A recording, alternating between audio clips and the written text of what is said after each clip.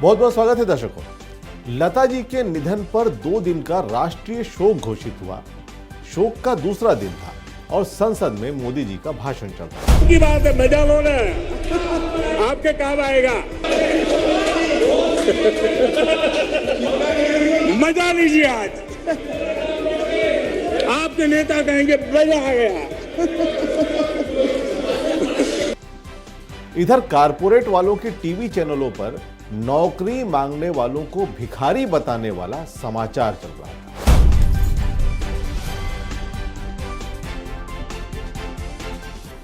सुबह के अखबारों ने छापा कि मजदूरों के कारण देश में कोरोना फैला है और इन सभी एजेंडा जनित ध्यान भटकाऊ कांव के बीच एक खबर जिस पर किसी का ध्यान नहीं गया।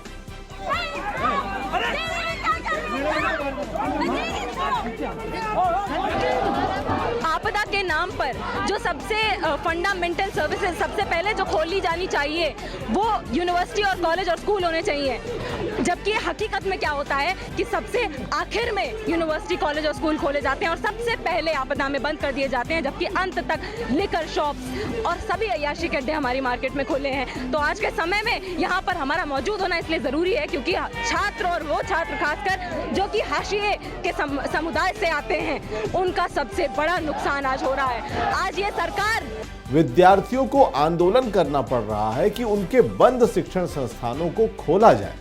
हमारी जो कॉरपोरेट पसंद सरकार है, जो अंबानी अडानी की सरकार है, उसने नई शिक्षा नीति 2020 के जरिए और शिक्षण के अनौपचारीकरण का पूरा रास्ता साफ कर दिया है। ये जो ऑनलाइन शिक्षण और परीक्षा चल रहा है वो साफ साफ आज गरीब छात्र को, हाशिए के समुदाय से आने वाले छात्र को पब्लिक फंडेड एजुकेशन के दायरे से पूरी तरह से औपचारिक शिक्षा के दायरे से बाहर निकालने का काम करता है। और आज हमारा ये संघर्ष सिर्फ यहाँ पर कैंपस खोलने तक की संघर्ष तक सीमित नहीं है। हमारा संघर्ष नई शिक्षा नीति 2020 के खिलाफ भी है, जिसका इम्प्लीमेंटेशन हम इस ऑनलाइन एजुकेशन में देख रहे हैं साफ साफ। विद्यार्थियों ने आरोप लगाया कि कोरोना के नाम पर उनसे शिक्षा छीनी जा रही है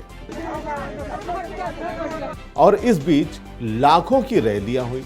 शराब दुकानें, शॉपिंग मॉल, स्टेडियम के मैच सब ऑफलाइन हो गए, लेकिन सिर्फ एक चीज रही जो ऑनलाइन है, वो है शिक्षा। अब आपको लग रहा होगा कि महामारी के दौर में ये सब हुआ। अगर आप ऐसा सोच रहे हैं तो जरा खबरों पर भी गौर करें। 90% सरकारी स्कूल बंद करने की तैयारी। और ये दूसरी खबर, सरकारी स्कूलों में सामान्य जाति वर्ग के सिर्फ 2% बच्चे ही पढ़ते हैं, बाकी सभी बहुजनों यानी कि SC, ST, OBC के बच्चे ही इन सरकारी संस्थानों में पढ़ते हैं। अब आपको याद होगा कि कुछ समय पहले ही JNU और कई यूनिवर्सिटीज में बाहरी गुंडों ने घुसकर लाइब्रेरी में पढ़ रहे विद्यार्थियों, हॉस्टल में रह रहे विद्यार्थियों को जमकर पीटा था।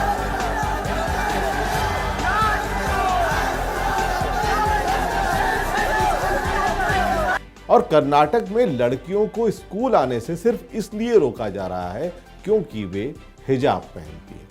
और इसके अलावा स्कूल जा रही या स्कूल से घर वापस आ रही लड़कियों के साथ बलात्कार, एसिड अटैक और तमाम बहुत सारी खबरें आप देखते ही हैं। और आपको क्या लगता है कि ये सब यूं ही अनायास हो रहा है?